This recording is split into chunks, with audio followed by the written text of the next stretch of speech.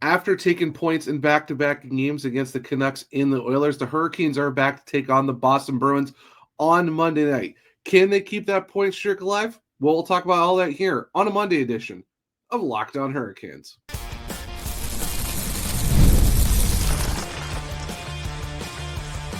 You're Locked On Hurricanes, your daily podcast on the Carolina Hurricanes. Part of the Locked On Podcast Network, your team every day. Welcome to the Monday edition of Locked On Hurricanes, your team every day. Part of the Locked On Podcast Network, now the number one sports podcast network. I'm your host, Zach Martin, the credentialed Carolina Hurricanes beat writer over at the Hockey Writers. Also the co-host of the Surgecast, is a weekly Carolina Hurricanes podcast, along with all my duties here at Locked On Hurricanes. On today's show, we're going to get thoughts from the win over the Canucks and then, unfortunately, the OT loss against the Oilers. And we'll preview the Hurricanes against the Bruins on Monday night as the team looks for redemption after losing last time in Boston. But before we jump into all that, today's episode is brought to you by FanDuel. Download the FanDuel app now by visiting FanDuel.com and win $300 in bonus bets if your first $5 bet wins. The Hurricanes on Friday night played the Vancouver Canucks. I will say this is a game where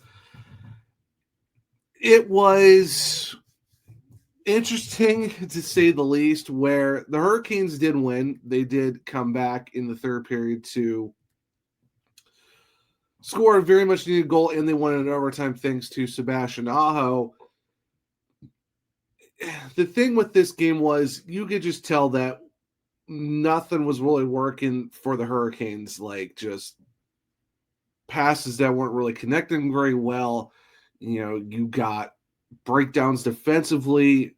You know, Max Sasson scored. That was that was a goal for the Canucks. Elias Pettersson caught the Hurricanes sleeping on a shorthanded goal after a turnover. Connor Garland scores a power play goal. And thankfully for the Hurricanes, Taylor Hall tied in the third. Sebastian Aho won it in overtime. Gave Shane Gostisbehere 3 assists in the game. Aho multi-point games. Svetch scored 2 goals. One was on the power play. Unfortunately, you were down to 10 forwards because you had Seth Jarvis and just Barry Koch and Yemi out at the same, in terms of different periods. So you're playing with 10 guys, and you're still finding a way to get the game won despite that. But I think overall, that was, I'd say overall for the two games, we'll talk more in depth about the Oilers here in segment 2. But I think with the Canucks game and just the Oilers game, like, you had back-to-back games in overtime. You had 2 days of rest, and it felt like it was a win. You love to see it. You love to see the team getting a win, but it's also kind of tough too when you look at the game where it's like special teams was falling apart. Goaltending was just tough because, like, the Canucks, the Hurricanes held them overall to 17 shots the entire game. 8-4 in the first, 18-8 in the second, 8 in the fourth, and the third. Yeah, it's 2-2 after one. Okay, fine. Wasn't the greatest for the fact that Sasson scored so quick. Pettersson gets the shorthander on the power play that's still relatively struggling, but they did go 1 for 2 in the game. But, the Canucks did have 29 block shots compared to the Hurricanes 4. You could definitely tell that this team in that game, despite the win, was definitely playing from behind. Definitely feel like that they're still kind of tired, still trying to, figure out, how to still play Hurricanes hockey. And the fact that they got it out the win was good to see. You love to see that from them. You love to see that there's resilience. They're pulling on the same rope. It's tough when, you're down early. Svetch gets the 2 goals really quick, 52 seconds apart, quickest 2 goals by the same guy in a frame, in one game since, Taylor Hall did it back in March. We did it in 48 seconds. But losing Seth definitely didn't help. Losing KK didn't help either after he blocked a shot. So, you're kind of worried, okay, what's going on with these guys? Now just Barry Koch and Yemi's out. We're not sure for how long. Luckily, Seth Jarvis did play against the Oilers.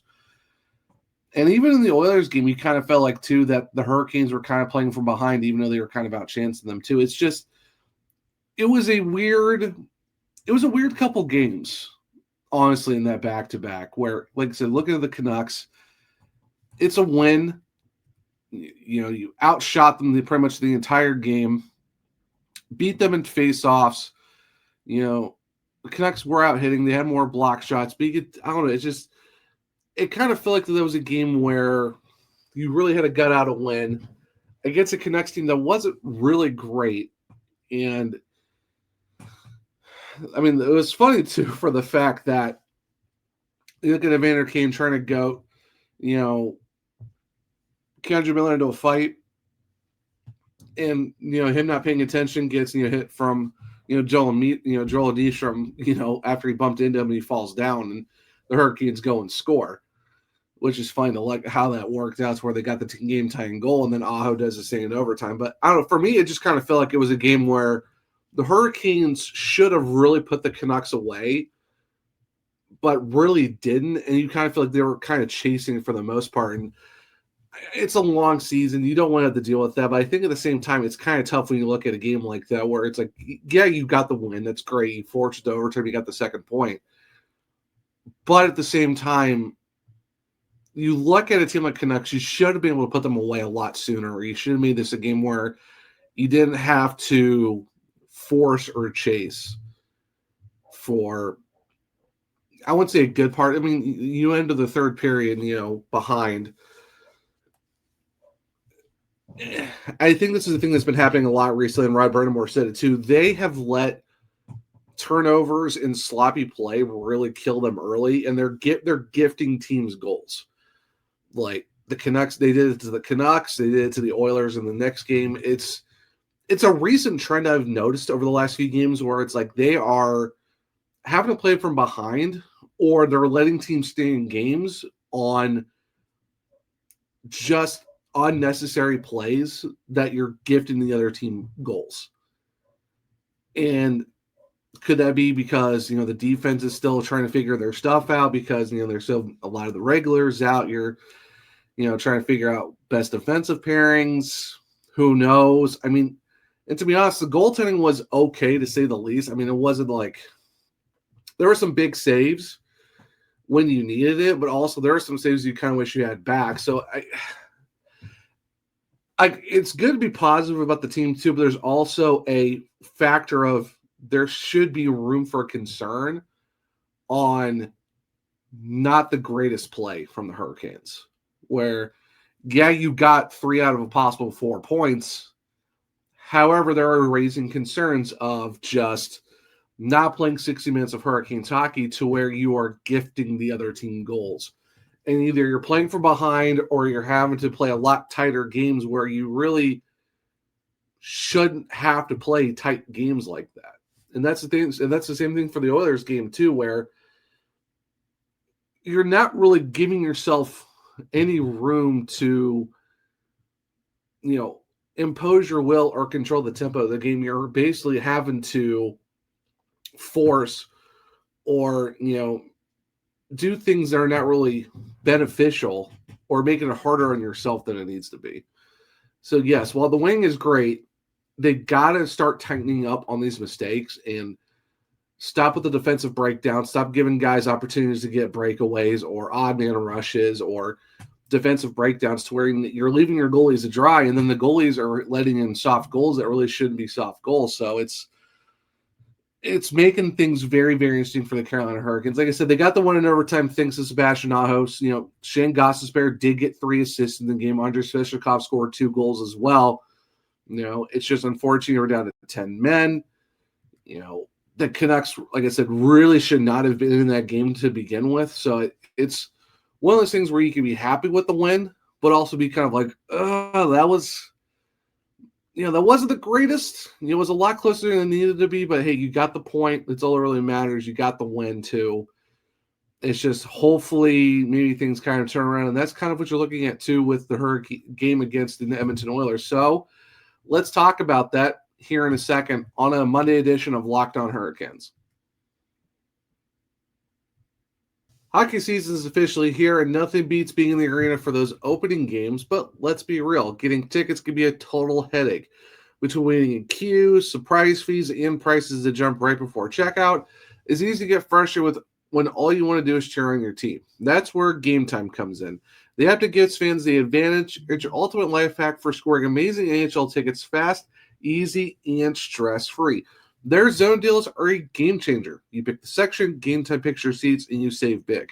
How big?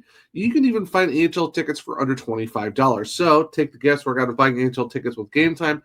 Download the Game Time app, create an account, and use code LOCKDOWNNHL for $20 off your first purchase. Terms apply. That's code LOCKEDONNHL for $20 off. Swipe, tap, ticket, go. Welcome back to segment 2 of Locked On Hurricanes, your team every day. So we talked about the win over the Canucks 4-3 in overtime, but now we got to talk about the game where the Hurricanes lost 4-3 in overtime to the Edmonton Oilers. And like I said, hey, you know what's good? They got 3 out of a possible 4 points. 4 out of 4 have been better, but this is where the early mistakes costed you, and it really did not help. Yes, the Hurricanes did come back, which is what you love to see.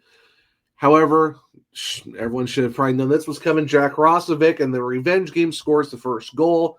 Connor McDavid on the power play. Jack Roslovic with the assist.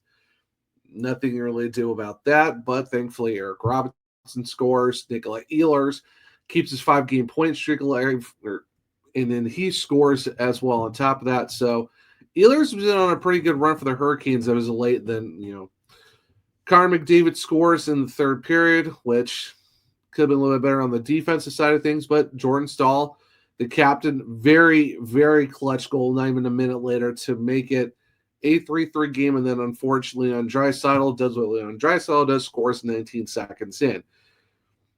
I mean, block shots were about even. Oilers were out hitting the Hurricanes. The Hurricanes had 2 power plays, had some chances, but not a lot, and the Oilers scored on their one lone power play. And the thing is, the Hurricanes outshot Edmonton 11-8, 16-6, 9-8.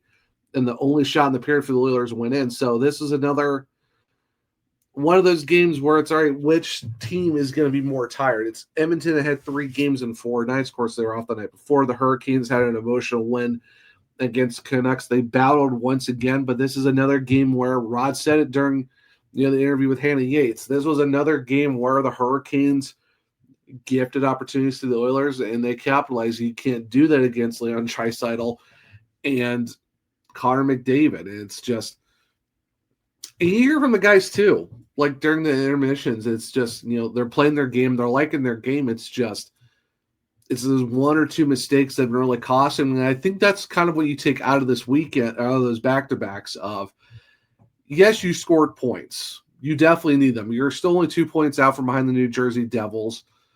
But you really can't be giving opportunities like that to teams who are technically outside of the playoffs. The Edmonton Oilers are outside of the playoffs, so are the Canucks. Yeah, you're getting the points, but you're kind of making it tougher on yourself to where you're letting okay to good teams stick with you. What's it going to happen when you got these, teams that are top of their divisions or top 5 in the league? And the Hurricanes are a team within the league that are in a good spot overall, because you guys heard me talk about it last week, where the Hurricanes were at the time 5th in the entire league in points, and right now they are 4th. They are 4th in points, only behind Dallas, New Jersey, and Colorado. And they have to play the same amount of games as New Jersey, but they got games in hand on the Stars and the Avalanche, so they're not that far back. Yeah, they're only 2 points back of second in the entire in the league. They are 6 back of Colorado, though. But they're still a top 5 team overall. It's just, it's the small mistakes you have to fix. It's not letting other teams take advantage of blown assignments and just, leaving guys open or creating unnecessary turnovers. And please, for the love of gosh, stop with the drop passes. This is a thing. This team cannot play drop passes to save its life, and it kills them almost every single time. And you kind of feel like it was just a game where you have the opportunities, you're having the shots, but it's kind of like are they quality chances? Are you making the goalie work? And that's kind of the thing, because you're playing Stuart Skinner is not the greatest goalie. Yeah, he's been the goalie of a team that's been runner-up back-to-back seasons, but it helps when you have a team in front of you that shoots the lights out, and that's really about it. Like, the Oilers' defense isn't great. It's basically a lot of your forwards are really good, and you got Evan Bouchard. But other than that, it's not like the Oilers are a team that are, like they lost 9-1 to the Avalanche. Like, this is a team that is very flawed and get beaten pretty bad. It's just unfortunately the Hurricanes, like I said, in the Canucks game, they let them stay in. They gave them way too many opportunities to kill them, and that's essentially what happened. So it's, yes, there is they got points. It's great to have, but also we got to be a realist here and looking at the fact that these games, this could have been a perfect sweep for the Hurricanes if they really wanted it to be. And the fact that you had to come back twice to force overtime says a lot for how that, like, yeah, there's a lot of tenacity, and that's good. You want to have a tenacity. There is no quit in this Hurricanes team, which is great. Because you guys know me, I'm a very optimistic guy when it comes to the Carolina Hurricanes. Some people might think it's a little bit too optimistic, but it's good to be a little bit optimistic on this Hurricanes team. They've been playing really well. However, too, it's the way that it has to be from behind every time. And that's just something that the Hurricanes can't keep doing this. You can't keep relying on late game comebacks to get you wins or to get you points. And I think that's where the Hurricanes have to realize that they can't just rely on that. And I don't think they want to rely on that, but you got to have, there's got to be some way to figure that out in terms of not just giving teams opportunities to attack on you on the rush or, benefit off the turnovers. And honestly, the goaltending's been kind of okay as of late. But, like I said, you're getting some big saves, but it's just not where you feel like, okay, maybe they could have been a little bit better there. Maybe there's some goals you want to get back, and there are definitely some goals you want to get back. But like I said, at the same time, you can't just rely on late game rallies to kind of get you back into these games. You have to find a way to put these teams out of reach. Because, when you really look at it, you're talking about a Vancouver Canucks team is 24th in the entire league. Edmonton Oilers are 19th. Edmonton's 9-7-4, and the Canucks are 9-9-2. Like, you are letting okay teams capitalize on you. And yeah, you came back to win, but what is that saying when you're facing? We got Boston the Hurricanes got Boston on Monday night. You got the LA Kings are up there. Pittsburgh, who's surprising pretty much everyone right now.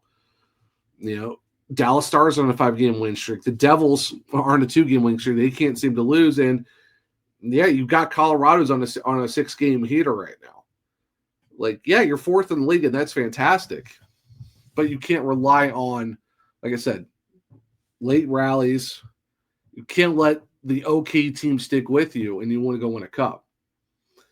And the thing, too, is, there's some guys that are still out. You had to win, the Canucks game with 10 guys, or at least 10 forwards.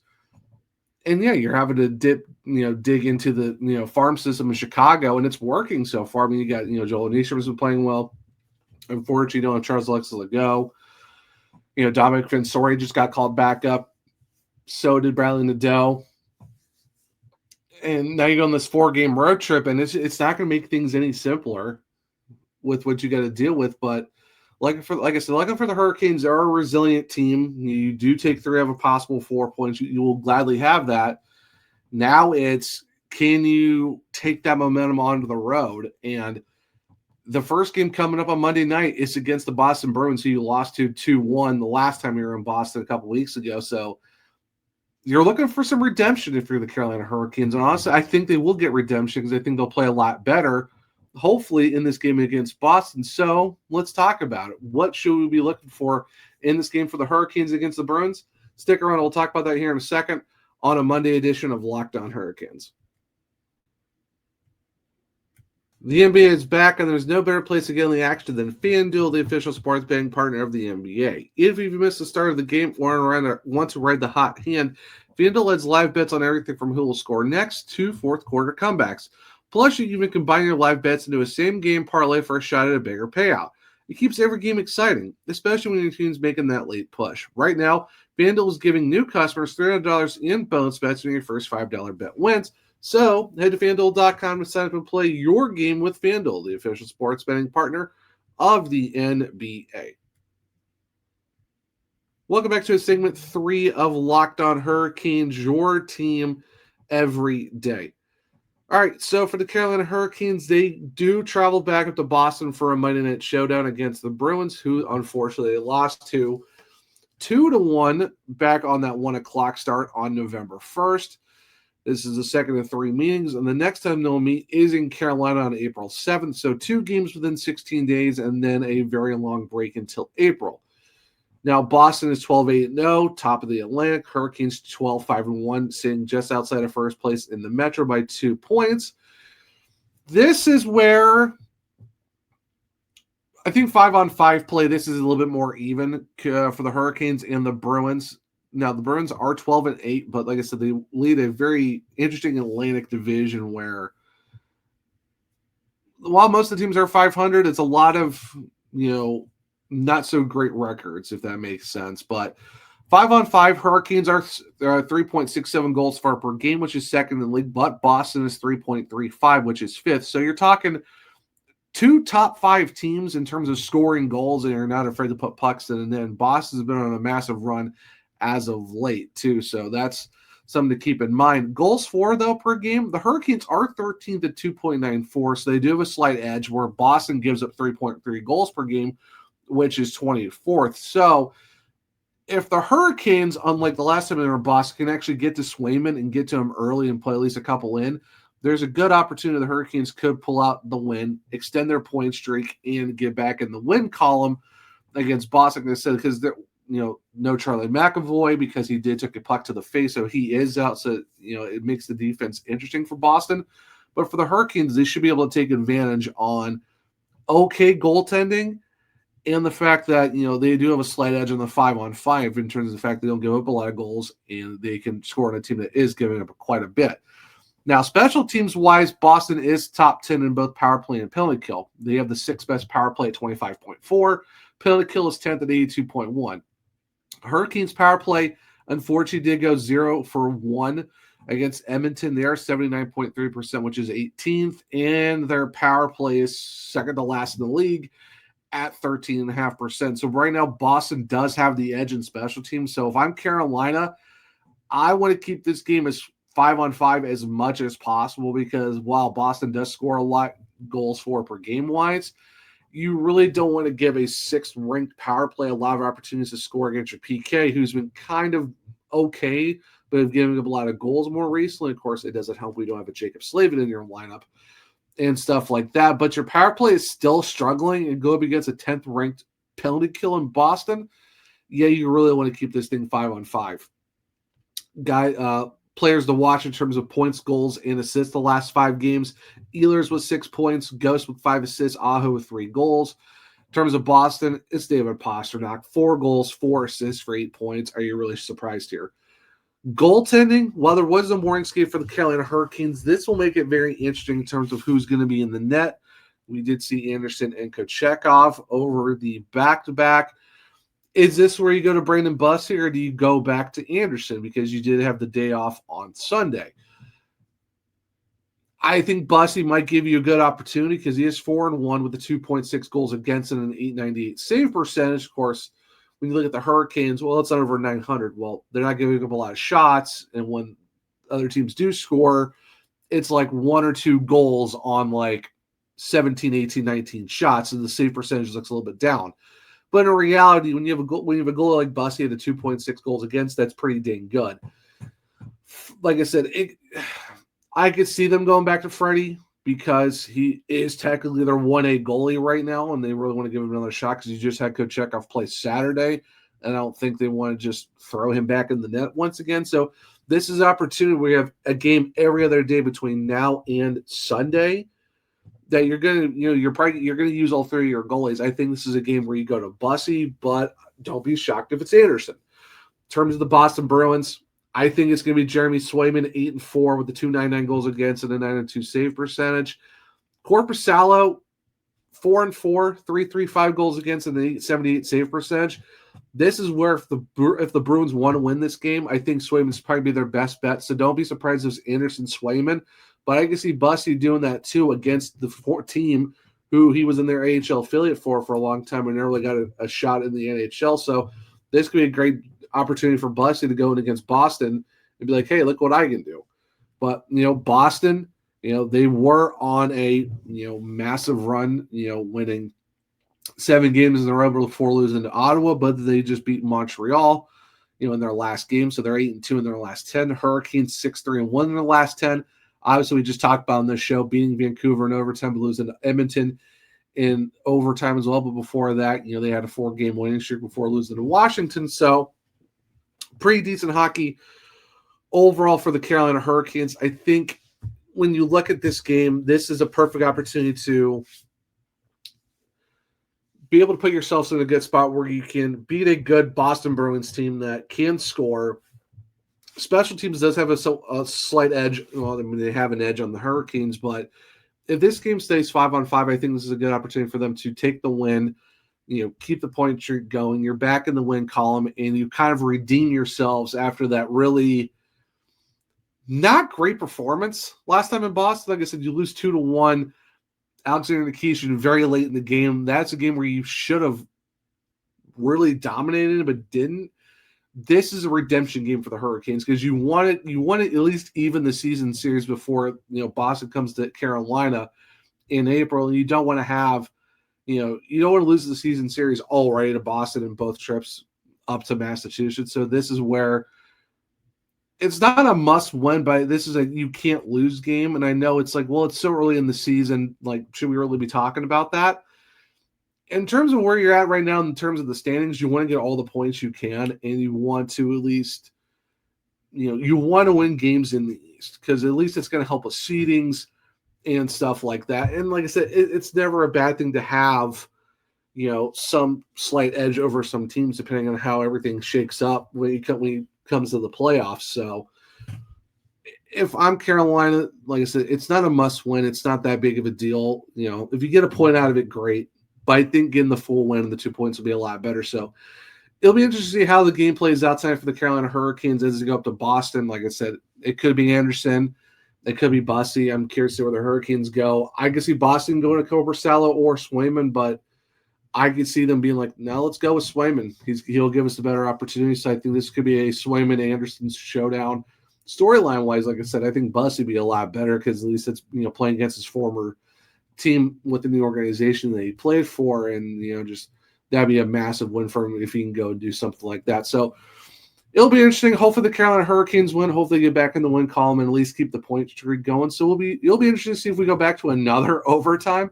I think fans are kind of ready for no more overtimes and kind of put games away early, or at least be able to know they're going to win in regulation. So it'll definitely be one to watch for sure.